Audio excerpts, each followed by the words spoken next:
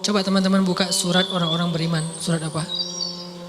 Al-Mu'minun. Surat orang-orang beriman. Surat 23 ayat 60. Itu sifat orang yang beriman. Surat 23 ayat 60. Dan orang-orang yang telah memberikan apa yang telah mereka berikan dengan hati penuh rasa takut karena mereka yakin bahwa sesungguhnya mereka akan kembali kepada Rabb-Nya. Mereka itulah orang-orang yang bersegera kepada kebaikan-kebaikan dan mereka itulah orang-orang yang lebih dulu memperolehnya. Ini terjemahannya agak sedikit rancu ya. Karena kalau kita baca tafsir bukan memberikan, melakukan. Jadi ketika ayat ini turun, Aisyah nanya kepada Nabi apa tafsirnya. Walladzina yu'tuna ma atau wa qulubuhum wajilah. Dan orang-orang yang telah memberikan apa yang mereka telah berikan sedangkan hati mereka masih merasa takut. Aisyah nanya, maksudnya apa ya Rasulullah? Kenapa mereka takut? Apakah mereka melakukan dosa-dosa? Apakah mereka bermaksiat sehingga mereka menjadi takut? Kata Nabi, bukan. Maksud melakukan atau memberikan di sini adalah mereka udah sholat, mereka puasa, mereka sedekah. Jadi bukan cuma sedekah ya, semua amal soleh. Mereka udah bantu orang. Jadi mereka itu udah banyak banget ngelakuin kebaikan, sedangkan hati mereka wajilah, masih merasa takut. Takut apa? Takut ketika kembali kepada Allah gak sanggup menghadap Allah dengan amal yang sedikit. Coba bayangin.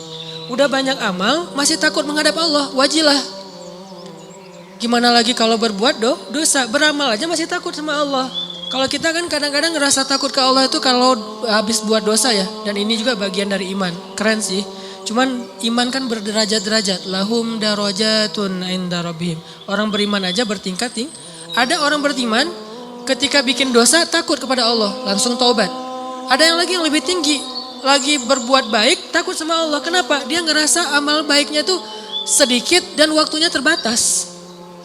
Dia pengen berbuat yang banyak tapi nggak punya waktu, nggak punya merasa lemah, merasa tidak maksimal, merasa belum memberikan semua hak Allah, merasa kurang, merasa belum istimewa, belum sempurna.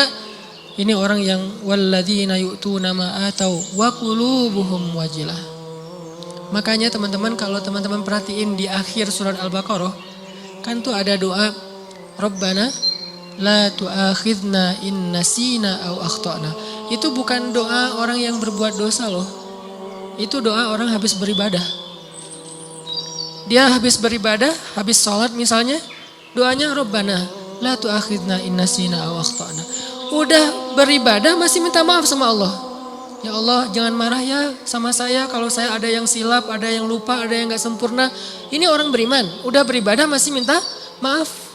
Sama kayak ayat idza jaa nasrullahi wal fath wa ra'aitan nasa yadkhuluna fi dinillahi afwaja fasabbih bihamdi rabbika wastaghfir. Kalau telah datang pertolongan Allah dan kemenangan dan engkau melihat orang berbondong-bondong masuk kepada agama Allah. Maksudnya apa? Kalau dakwah kamu sudah sukses. Wahai Muhammad, wahai kaum muslimin, kalau dakwah kalian sudah sukses. Orang berbondong-bondong ikut pengajian, orang berbondong-bondong berhijrah. Jadi tren baru sekarang Islam misalnya di zaman dulu Nabi. Orang berbondong-bondong memeluk agama Islam. Dakwah kamu tuh udah keren banget, usaha kamu tuh udah maksimal. Ketika kamu mendapatkan kesuksesan dalam dakwah, maka pujilah Allah dan beristighfarlah. Kenapa?